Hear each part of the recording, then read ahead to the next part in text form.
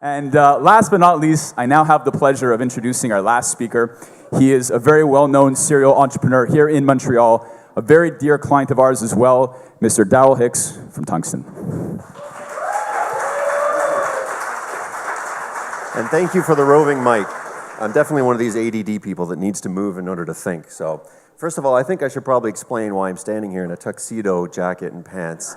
I do like to dress well, I have that reputation, but I think, as we all know, it's F1 week in Montreal, the biggest, baddest, funnest weekend of the summer in Montreal, which is awesome.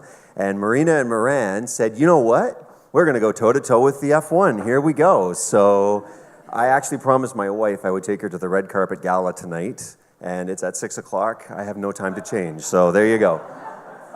So a little bit of a background on me. So I'm the founder and CEO of Tungsten Revenue. We're right next door here in Old Montreal. We have two divisions in our company. One is we act as a third-party administrator. We do all the back office for e-com. So, customer service, billing, administration, fulfillment. And the second division is we are a SaaS technology company. So we build proprietary technology for billing. But one of the things I'm most proud of is that in the 14 years that I've been here in Montreal doing business, we've been either in the business that I founded or co-founded. We've created over 1,000 jobs, which I'm really happy about, most of them right here in Montreal. I also act as an angel investor on both sides of the border, and I'm an advisor to a few businesses as well. So all that background really gives us a tremendous insight into a lot of businesses at various stages of growth. Kind of puts us in the front row seat to see what's working and what's not working, which is why I want to come here and talk with you guys. This is not going to be a theoretical discussion of some sort of fluffy stuff off in the ether. Culture is a very real thing. HR problems are a very real thing. And I'm hoping that by the end of this talk, in about 20 minutes or so, you'll not only believe that there's a better way of doing it, HR that is, but also that you will have some actionable, tangible takeaways that you can put to work in your own company if you want to. So before we get started on that, we have to ask, why? Why can we say that HR is broken? Why is it broken? Well, it's because the fundamental ways that business operate today are very, very different from the way that business operated when HR principles and systems were created 50, 30, even 10 years ago. See, business used to be much more industrial, right? We had all these little cogs that we put around our big industrial wheel in the company, and HR was built in order to manage that kind of an organization. But that really made me think about one of my favorite quotes from Mark Sanborn, and he talked about the companies that are winning, in his experience. He does a lot of advising and consulting to startups as well as large publicly traded companies. And he said that companies should try to outthink their competition rather than outspend them. Because there's this tendency that as you grow your business and you get more and more revenue, that you try to just throw money at problems. And instead of being this very creative, bootstrapped entrepreneurial company that's powerful and creative, you become this very sort of bureaucratic dinosaur company that just uses money to make money. But really, if we can replace money with imagination, replace capital with creativity, that's the best way to increase our value prop. That's the best way to grow our companies. So on that note, we have actually had the opportunity to work with a lot of large companies. In our technology division, we actually build technology for healthcare insurance companies. And so I had the opportunity to sit down with the CIO of one of the largest healthcare insurance companies in America, and we were talking a little bit about this bureaucracy thing, and he says to me, Darryl, we have 14,000 programmers, devs, on their team, and 8,000 project managers. It's a mind-boggling number. I mean, you'd think that they are the most efficient, high-performing execution company. I mean, what could you not do with 14,000 devs? I mean, you could probably take over the world, right? But then a couple of weeks ago, I was in Chicago at a health tech conference all about healthcare and technology, and I was speaking with a consultant who came out of Silicon Valley, and he was hired about a year and a half ago. He'd been a part of 2 Series A startups in Silicon Valley, and he was brought in to work as a consultant in the healthcare insurance industry to try to help them make them go faster. And he said, ironically, I feel like they've made me go slower. But he said, I'm in the belly of the beast. I'm in the middle of this right now, and I can tell you from the inside, they're 10 years behind from technology perspective, 20 years behind from a finance perspective. And that's something that they'll usually own up to when you talk to them about it. But they've got all these resources. Like, how does this make any sense? Clearly, the old way of doing things is broken. There's a second closely related reason as to why HR is broken today. And that's something to do with the process that every lean organization ends up going through. See, it starts with our people. We all have these things that our people are doing in our company, and we're told as entrepreneurs that if we want to be more efficient, the first thing you got to do is you got to eliminate. You got to take the things that aren't at the core, that aren't really relevant to your customers anymore, and you got to get rid of them. And the people as well that were doing those things. What's next after that? Well, the next thing they tell us to do as entrepreneurs is we've got to optimize, right? So we go through and we find ways to do more with less people. Everything becomes very documented and well optimized. Is that enough? No. From there, what's the next thing you do? We hire a bunch of programmers. We write computer software to automate that stuff. It's optimized, it's lean, but now we've got to automate it as much as we possibly can. Is that far enough? No. The next thing that we're told to do as entrepreneurs is once you've eliminated, you've optimized, you've automated, you've got to outsource. Take as much as you possibly can and give it to somebody else who's better than you at doing it, that's more efficient. Send it to China, to India, go on Fiverr, go on Elance, work with a local company, give it to them. And we'll stop for a second, and we're going to assume that everybody here works for or in a company that is doing these things right now. Because if they're not, they're probably not going to be around for very much longer. These are well-documented principles that every business is going through right now in order to stay relevant and competitive. But then that begs the question, we know that our company is nothing more than the people that are inside of it, so what are the people that are left? All these cogs are gone. What are we doing now? It's the creative work. It's all the right brain work. That's the stuff that you can't automate. That's the stuff that you can't outsource. This is the selling, the inventing, the complex problem solving and troubleshooting, creating connections with people, or as Seth would like to say, we need more linchpins, indispensable people. No more cogs in the wheel, because guess what? Those jobs, if they're not already gone, they're probably all going to be gone in the next 10 to 15 years. But we say to a lot of businesses that really, if you get the right people in the company doing the right things, is that enough? You've got these really creative people. That should be enough. Got the right people in the company. Well, actually, there's the really famous book that I'm sure a lot of people here know, Drive, where he talked about from hard data and scientific research how to actually get people. Since we know that we need people to be doing more creative work, how do you do that? It's about looking at the intrinsic motivators. It's about autonomy, a sense of purpose, a sense of mastery, and to focus on those things in our companies instead of focusing on the extrinsic motivators like a better vacation package or a higher bonus or the perks that we have in our company. As much as people think perks are culture, that's not really tapping into the intrinsic motivators of people that really fire them up. See, the interesting thing is this isn't just touchy-fluffy stuff. He had hard data and scientific research that says you bring creative people into your company, you give them the right environment where they feel totally lit up inside and they've got mastery and autonomy over what they're doing, these creative people are going to go to a whole new level. Conversely, if you create an environment that's focused on only extrinsic motivators, the if-then and carrot and the stick sort of motivators, these creative people, all of a sudden their performance plummets and it actually drops down. So having the right people is not enough in our organization. We need to actually not just get the right people on the bus, the wrong people off the bus, and everybody in the right seat. We got to create the right environment for them as well. So there's a couple of interesting things that happen when we've got good culture. This picture, you probably recognize the guy who's in the middle here. This, of course, is Albert Einstein. But what you might not know about the rest of the picture, there's 28 people in this picture. 23 of them are physicists. 17 of them won the Nobel Prize. But the really interesting thing is that most of them won the Nobel Prize after this picture was taken. In other words, you didn't get to be in the picture because you won a Nobel Prize. You won a Nobel Prize because you were in the picture. And this is what happens when we create these companies, where we create an environment where people feel free to do their best and most lit up and creative work. You get these like-minded individuals that come together in this enthusiasm. Everyone holds each other accountable, and they're going to a higher level, and performance starts to really increase. And this is something that we see in a lot of the companies, even represented here. There's plenty of people that would put their hand up and say, yeah, this is exactly what happens in our company. So, when I read the book Drive, we said in our business, okay, what are we going to do? We're going to try some of these ideas. So, unlimited paid vacation for all the salaried employees. Vacations started going down, okay? Paid vacations to send people, okay, no, we really want you to go away. We did that for a few people. Okay, that worked a little bit better. No fixed working hours. All these ideas that come from the books that we've tried and that have really helped. But did we see tangible results that came out of these things? Have other businesses seen tangible results? Well, one of the interesting things about investing in connection with your people is that it's actually a two-way street. They start to form connection with you. And I have a story that really touched me in a personal way. A few years ago, I lost one of the most valuable resources in my company. He was our VP of technology. It sucked. Some nasty headhunter organization came in, not Pronexia, and sold him, the sun and the moon and the stars about why he needed to go somewhere else. And this was one of the most senior talented guys that we had in our organization. And actually, Poming, you can put your hand up. Everyone can see that you're here. Yeah, so Poming came back a few months later, and we had a conversation about why that happened. And Poming actually is, when it comes to computer science and technology, he may actually be one of the smartest guys in the room here, certainly a lot smarter than me. When in his autonomous time that we all have in our company, he's working on an Automate the Automation project, which means that big red X on automation is going to get a lot bigger because we're not going to need coders to build code when he's done.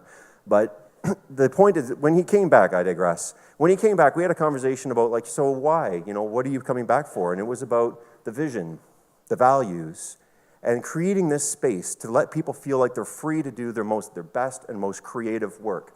This is something that if you're doing in your business, it gives you a great competitive advantage. So there's no magic wand that I know of that you can just wave and suddenly you've got great culture in your company. How do you go about doing it? How do you tap into these intrinsic motivators? How do you get people, attract all these like-minded individuals, like in that Einstein picture, and get people doing great creative work that gives your company a competitive advantage? It's one of my favorite books ever, and this is so going to be my kids. I love it. The Juice Box, 6 years old, reading about how to be a better entrepreneur. But there's a great quote that Eric Ries has in this book. He says, "The foundation of any culture is process." And that really struck me the first time that I read that. The foundation of any culture is process. I mean, we think of culture as being something kind of touchy-feely and fuzzy. Can you really systemize culture? Can you really create a fixed sort of process that helps you to put culture into your business? Well, in all the companies that I work with and that I started talking to about culture, I found that there was a few things that started sticking out, that they were all doing similar. And then when I was preparing for this talk, I actually went even deeper into my Rolodex and reached out to CEOs of companies that have really great culture, and I started asking them. And it turns out that, yes, they all do something different. Everyone's got different values and a different take on culture, but there were 3 things that they all do the same. They all do these 3 things. I found it really, really interesting as I'm talking to these people, and that's what I'd like to share with you today. So number 1 is they've completely redefined the primary purpose of their HR department. So what is HR for? If I were to ask you that question, what is HR for, what are the things that come to your mind? Well, I asked that question to a lot of CEOs in my network, went through and started asking them, and they gave me some pretty interesting answers. They said things like, if I can find it here, they said things like, well, it's about, do we do things right for the employees? Are we legally protected? Are they legally protected? Are health and safety concerns addressed? These are all very important things. Every good company's got to do these things. But if you're looking to create a really great, vibrant culture that empowers people, that creates a great experience for people when they come into your organization, should that really be the primary role of HR? Well, there's a few ways that you can flip HR and its primary role. And I'd like to give a couple of really good examples. First is a company, a friend of mine is the CEO of this, Roma Molding. Really interesting company because they manufacture high-end custom Italian picture frames. They're a multi-generation family business based in Toronto. And what makes this case study really interesting is that they didn't always have great culture. In fact, when Tony Guerrera took over as CEO 4 years ago, he described their culture as very dull, very dreary. Sales were flat, they were hemorrhaging cash, and he had to fight an uphill battle to convince his family that the way to turn the company around is to focus on culture. And they said, well, what about the P&L? What about all the money that we're bleeding here? But he fought that uphill battle, and he knew in his heart that he needed to send a clear message to his people that HR is going to change and it's going to do different things. How did he do that? Well, take a look. It was pretty drastic, but I love this guy. He's hilarious. Friends and family, we want to thank you for being here with us today to say goodbye to Human Resources, or HR as it's better known. HR was always with us in good times and in bad. They helped us to understand what we needed to do when we needed to do it, and how to do it.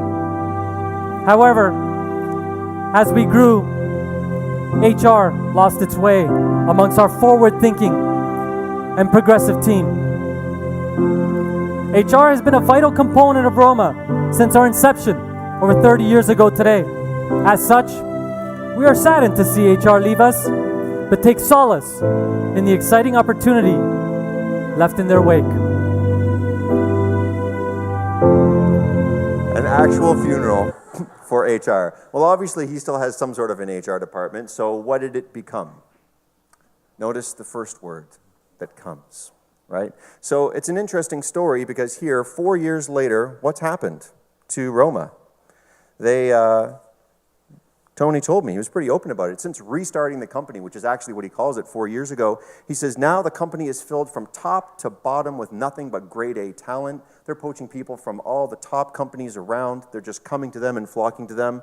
Sales are up massively, profits are up massively, and they just landed a massive contract with Michaels around the entire world where they own 25% of the wall at Michaels. And how did they get that business? They got it not by walking in and talking about how they made great picture frames. They got it by showing them videos like that, by showing the culture of the company. And the executives are sitting there like, oh yeah, you got, oh, what, wait a minute, what? What is this? Oh wow, you guys are different. Look at that. Oh, you guys are, can we watch that video again? That's literally what they said to him. And he won that business, and his company's going to a whole new level. Another company that a good friend of mine, Jason Atkins, is the CEO and founder of 360 Incentives. And the reason why I wanted to talk to him about what he's doing is his company has about 140 employees. They specialize in sales and marketing incentives. But for the last 3 years in a row, they've been in the top 3 employers in Canada. And in 2013, they were #1 best place to work in Canada. You think maybe they know a little bit about culture?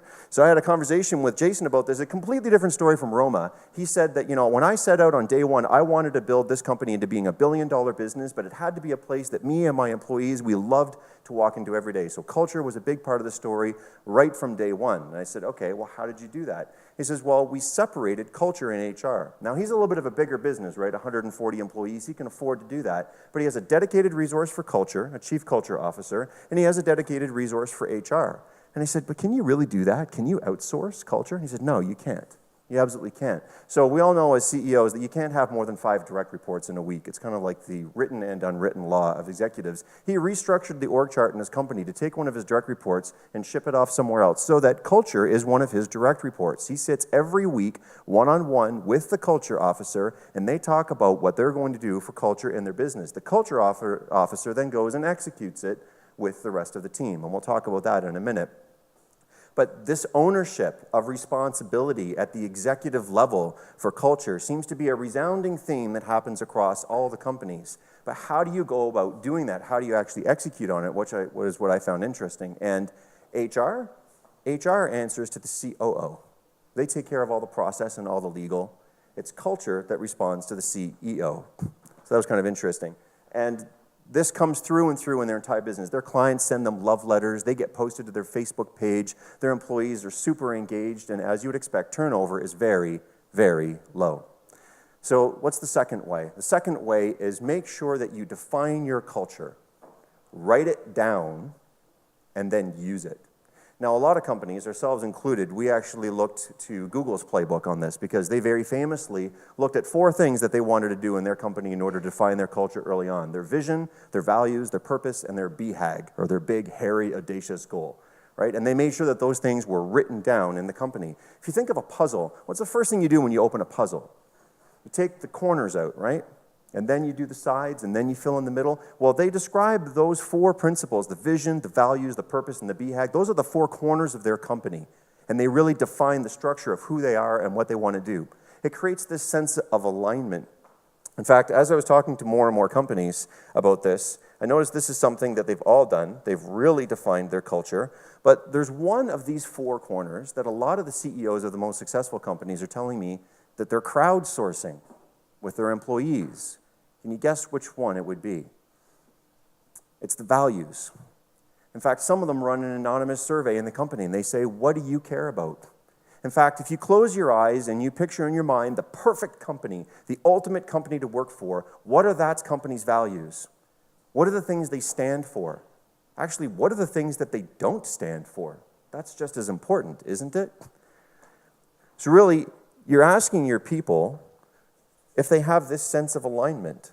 All the companies with vibrant cultures like Google, Zappos, Starbucks, all these companies, they'll tell you when you look at them that they actually hire and fire based on values. In other words, the only people that they let in the door are the ones that have the values that are aligned with theirs. And people that break their core values, they fire them. But you can't do that unless you've defined them, unless you write them down, unless every single employee in the company knows exactly what your values are and what you stand for, and they're all in agreement. So really what we're doing here is we're creating alignment. The people that work for the company and the company itself are a perfect fit for one another and a unified team. Someone who also talks a lot about creating a unified team is Dave Ramsey. He talks a lot about it on his radio show and his blogs and his books. I had the chance to meet Dave actually in New York last September, and he told me a great story about he's trying to turn his business into a company of thoroughbred stallions and zebras. But every once in a while, he ends up with a few donkeys. So he performs what he calls regular donkeyectomies. Get these guys out of here. So what's interesting is in his companies, all the companies that he owns, their values are clearly published, and HR uses those values to interview the employees. This, again, is something that a lot of other companies are doing, but they ask these really interesting personal questions, and they always have in the back of the mind their values, and they're trying to understand. Dave says, we're trying to see if there's, to get them to show their inner donkey. So, an interview will be going really well, they're asking questions, they're getting answers, and then all of a sudden they hear a hee-haw. It's like, what? Wait, oh, okay. Oh, I see you. Yeah, okay, have a nice day. It's interesting that, beyond that, the employees in the organization feel such a strong alignment with these values that they actually start to automatically identify and correct the donkeys. In fact, one of Dave's big rules in his company is no gossiping. Don't gossip. So if an employee catches somebody else gossiping, he'll overhear them actually in the hallway saying, no, we don't do that here. We don't do that here. You feel that sense of alignment. They understand those values. It's part of them. In fact, actually, it gets one step further. He says, if you've actually turned the corner and you filled your company with so many thoroughbred stallions and zebras, what actually happens is the donkeys start to remove themselves. They realize they don't fit. He told me a story about this guy who walked into his office. He said, Dave, I can't stay here. I don't fit. I'm going to burn out, man. I'm burning out. Dave said, not possible, dude. You were never on fire. So really what this means is that the HR department is using the key values to ask exactly who you are and what you aren't. We know the company with the most A players wins, right? Or wrong? They need to be unified. It's the culture and the alignment with values that unifies these people. Which one is more important? The A players or the unification? Well, there's plenty of sports analogies in other companies you can look at. A unified team of B players will crush a disunited team of prima donna A players any day of the week. Creating this sense of unification is an important thing. Number 3, again, one thing that happens across all these companies that we talk to, empower the people. Now, does that mean that you delegate culture and you give it away? No. Leadership is responsible for setting the direction of the culture. They empower it. They set it on a direction and they help to define it, but they don't make it happen. Your people do. The people are the ones who make the culture alive and vibrant. How do we do that? They appoint culture ambassadors, or at least some form of culture ambassadors. This, to me, was a new concept as I'm interviewing these companies. I'm like, really? You're doing what? Is this an appointed position? No, it's elected. They ask one question to all their employees, and there are so many companies doing this right now. It really blew my mind that I didn't know about this. But they ask their employees this one question. They say, why do you want to make a difference, and how will you do it if you're elected?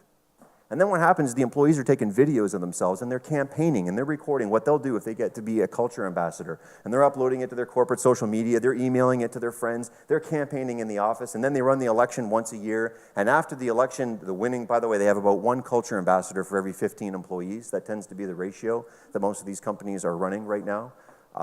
So in the case of Jason's company, for example, he has 7 culture ambassadors plus his culture officer. In the case of Tony, he has 2 or 3. So what's interesting is that they have this election, they win, it's a great big party, they celebrate, it's a champagne moment, and then right away, these culture ambassadors get to work with the HR department or the culture officer to say, how are we going to make our agenda work? How are we going to make it live? In Jason's company, he said they just had their election. Of the 7 culture ambassadors they have, only 2 were reelected from last year. 5 of them are new. Made their case to the employees and won the case. You feel the fresh enthusiasm and the energy that would bring into the organization. And they sit down. So then they say, I said to him, this has got to be expensive, man. And he says, no, actually, In fact, all the companies that I talk to, none of them are paying these culture ambassadors any extra money. They're doing it because it lights them up, because they're excited. They get 1 or 2 or maybe 3 hours a week to work on culture, but that's it. They're not paid any extra. They're doing it because it's a labor of love and it lights them up and they're excited about it. Does that remind you a little bit of what Dan Pink was saying in Drive? This sense of autonomy, personal ownership, and mastery, how excited they are to be doing this stuff. And I said, what about the budget for this? And he's like, you know what? A lot of companies, they're spending so much money on culture, they just don't know it. He's like, we take it and we make it a line item on our P&L. We set a budget. They can't go out of it. He's like, but you know, all that free coffee, free Red Bull, pizzas, and lunches, that's all culture related. So why don't you take that and give it to the culture ambassadors? Let them run with it. Let them go talk to the employees and say, you want free Red Bull? Or maybe you want fruit smoothies and pizza on Fridays. So what are some other things that they're doing? He says, well, you know, we have an ice cream truck that comes every 2 weeks. Or we have a watermelon eating contest. Or I remember Mark Cuban, he had this bar across the street from one of his early companies. They had a shot at the bar that was named after their company. And every Friday they'd go out and they'd have the company drink at the bar and hang out, right? So there's no right or wrong answer here. It's about your people, your values, what it is that you want to do. There we go, more people, sorry. And one little bonus tip. Companies with really great culture are companies that win. Everybody wants to work for the company. Everybody wants to play for the team that pours Gatorade on their heads, right? But how often do we actually stop and celebrate our wins? We're all so busy. And it's like we check that off the goal list and we move on. So as leaders, take the time to stop the employees and let them celebrate their wins. In fact, in Tony's company, one of the things they do is everyone has their KPIs, their OKRs for the quarter, and if one company checks off one of their major goals, they stop the company for an hour and they throw a big party, and everyone from the other departments comes together and they celebrate. Even if their team didn't hit that particular KPI, they know the company is winning and the company is doing awesome. To be fully transparent and honest, I haven't implemented all of these things even in my own company yet. But that's okay. Because I'm gonna, and HR is not a static thing, right? If you want to fire, inspire, and hire the right people in your organization, if you want to create this vibrant culture, it's not a destination. It's not something you check off your to-do list or your goals. It's a journey. It's something that's always evolving, always changing, and it's never too late to start implementing new ideas. I hope you will.